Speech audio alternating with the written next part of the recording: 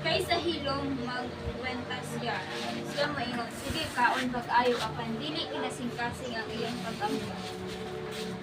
Naguna-una sa iyang kasing-kasing mauman siya. Okay, basahan din na. Okay, unit 7. Kaysa hilom nagpinta siya miingon, sige, kaon pag-ayo apan dili kinasing-kasing ang iyang pag-agda. So, hallelujah. Sa dahan. Sa sulod, gula ang mga daon. No? Sa ilang baba, maayo nga pulong, pero sa sulod sa ilang kasing-kasing, ug sa ilang huna-huna, nagkwinta na no? sa imong gikaon. So, ningon sa dapat baton og maayo opinion sa imong kaugalingon. So, kinahanglan ka nga makadetect niya ng mga klase sa tao. Kinahanglan nimo nga dunay husto nga opinion bahin sa imong kaugalingon. Kung gusto nimo og magbalampuson sa ministeryo sa Pangulo. Okay, 40. Sa karon nga henerasyon ang mga tao sa kung giunsa pagtan-aw sa mga tao ug kung unsa ang ilang opinion bahin kanila ilabi na sa mga batan-on. Giyatagan nila dagkong gibugaton sa sinong gisulti sa uban bahin nila. Bahin sa imong nawong pagsultob sa imong modelo, sa cell model, bisan ang imong mga pulong kung iba o jologs ka o kadaghanan sa mga oras. So, no?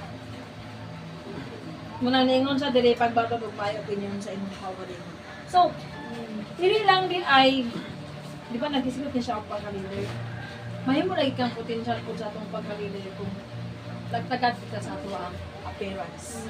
No? Dili lang kanang ang pulong sa Dios first gina nato nga i-manage. Ikaduha, tangdon po ang atong kaugalingon. Ningon sa diri oh. Kinahanglan ta natin self-confidence dahil sa yun siya. Yun na. Then, sige ko pamuntos. Para na ako pamuntos. Kung saan man ka ako nga follower. Mutuka ka na ako. Nga mingong ko ayaw pabalik ka sa kay daot na.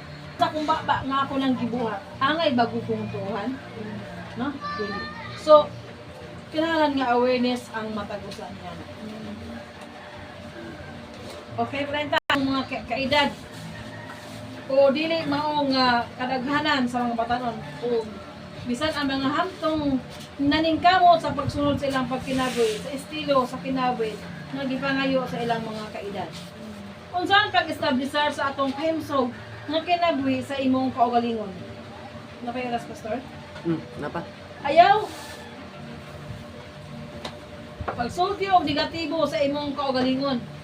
Na. Okay? Atong ablihan sa 23 team ora daw yung pulisya no.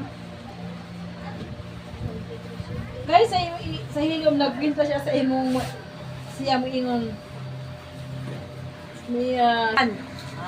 Kani? Okay?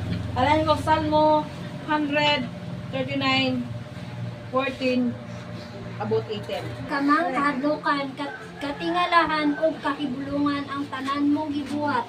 Ug nasayod kayod ako niini. Amen. Amen. Mga bukog sa paghulma kaniini nga giayo pagsumpay diha sa bakan sa akong inahan sa dihang nagtubo ako dito sa tago. Nakita mo na ako bisan sa wala pa may mugso ang tagal. Sa panahon ala kanako nasulat na sa imong basahon. Bisan sa wala pa kini magsugod. Pagkalisod karon sa imong mga hunauna o Dios. Pagkadaghan gayud niini. Pagkadaghan gayud niini kun ipon nimo. Amen. Nanungningon man sa diri nga kay pagtandi ang imong kaugalingon sa ubang tungod kay ang Dios ang nagbuhat nimo. Kung gion sa sila sa pagbuhat, ikaw gibuhat ka sa Dios. Ngayon siya diri, gidahay ko ikaw kay katingalahan gayud ang pagkahimo mo kanako. Katingalahan ang imong buhat ug nasayt gayud ako niini. So, munang dili pwede nga itandi ta sa uban. Nganuman, ang Dios ang sa wala pa ta planuha sa atong ginikanan, ang Dios ang naghulma na nato. Hallelujah. So nakita mo ang akong mga bukog sa dihang gihimo ako sa tago tulod sa tagwangkan sa akong inahan. So grabe kagamhanan ang Dios. No?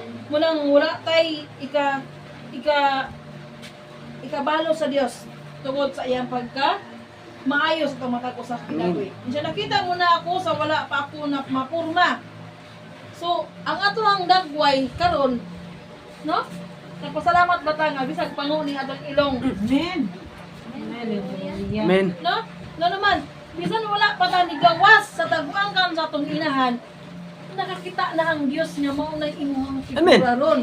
So kung nakakita na niya, pasalamati ang Dios kay precious kay kanya nga gibuhat, no?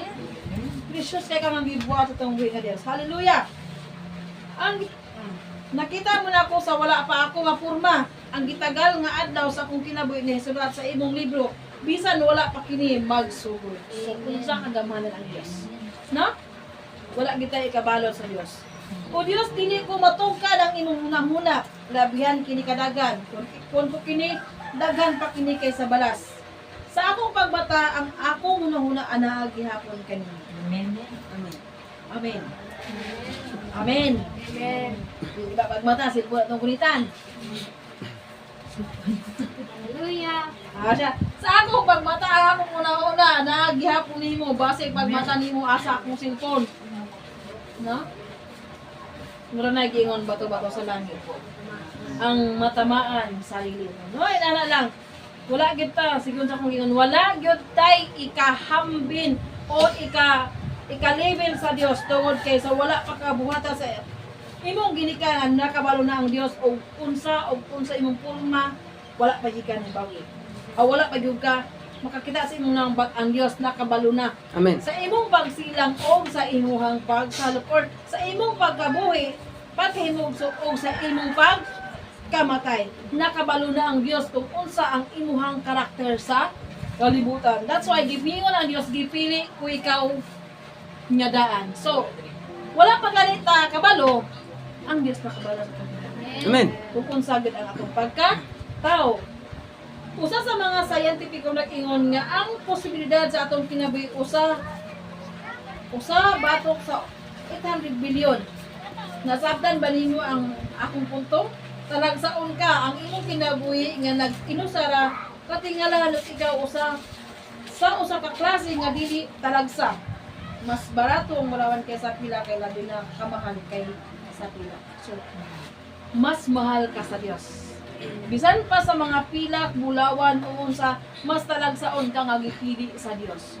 Nganuman, walay lain nga gigama sa Dios. Ni anghel wala niya habuhi. Ikaw ako iya kang gihulma o gihuypan sa iya makapabuhin kini. Amen. So mas bilinhon bata nga sa mga bulawan o mga pilak nga giingon sa mga tao nga bilinhon. Mas bilinhon ka sa mata sa Dios. Amen. No? Amen. Hallelujah. Si Pedro, aninor niya tanang sakit mga ayo. Amen. Ay patay na buhi. Si Pablo magmahal lagi. Nakita mo sa post? Nakita ta sa post? Nga kataw nabilin sa rapture. Musungkot rami tatakan may mark of the beast. Kaya nabatay na po ang mensahe. Ang ako na kalita ba sa gimensahe ni Pastor Rodinel na kung mapiyalan ko ta sa usa ka o ana dayon gasa di ay nga gihatag sa tuwa sa Ginoo kung mapiyalan ko ta sa gamay mas mapiyalan ko ta sa dako og ningon pa to siya dito nga dapat yun na yung gipili gyud sa Ginoo mo nang kanang walay alam kay nga wala sila'y garbo gyud sa ilang kasing-kasing Amen. Pagkakpakan ng tumboy nga. Saan mo nakuha na nga mensahe? Ang nako ako sa mga mensahe kanang yung kagabi nga sampang ako sa kwarto. Ano minaw ko kada kung gusto ka nga mapila nga bilang usa ka leader, kira to nga ang ana to ana. Paubos o kada ganing walay pride tungod kay dili kung potential ta nga imong usa ka leader, kira to nga buhaton nato ang tanan nga bisag ka nang imong bimdo makasala pa man na dili mo siya ganyan kada ganing imo pasakitan kun dili with love nga kanang pagistorya dili ka. Amen. Imo sa una-unaon kung nabay kay usa ka tawo nga nasakitan. So kinabutan ka ng with love ato ang pagsuko bilang usa ta ka leader. Pagpaka na itong buhay nga Diyos. Mariel. Ako na pa dito pastor sa Bani Antirodin kay ang gipili ko sa Dios dili ka na maalamon di sa kalibutan ko dili ka na kung walay alam to kay wala man sila darbo sa ilang ugalingon o wala po kanang dili ko dapat na kanaging mo halimbawa ka nang yung pakaano lang sa katawan si kaon ka din natas dahil una kay dili karaging dili sibo sa isa na imo dahil siyang karaging mayroon kay ka sa gawas sa sulod di ay Kapritin. mura basta Kaya pagpaka na itong buhay nga Diyos. Nako, kung natay gasa, dapat ato dili na gamiton sa mga bagay na anang sa pangkalimutan. Kung natay gasa, ato gamiton sa Jesus Christ. Amen. Pagpaka na itong buhay nga Diyos. Hatag ang panahon sa mutubag. Ako po dahil nakuha ng mga leader. Una na itong leader mo ang Diyos, Amen. Amen. Jesus Christ. Amen. Ikaw daw ang leader mo ang mga pastor. Amen. So ang mga leader, kasabihan din itahasan ng mga epektibong leader. Ug mahitabo kayo. Amen. Ug wala di ulo nga dili matabo sa gikan sa mga leader. Amen. Maura po akong tuwa. Pagpaka na itong buhay nga Diyos.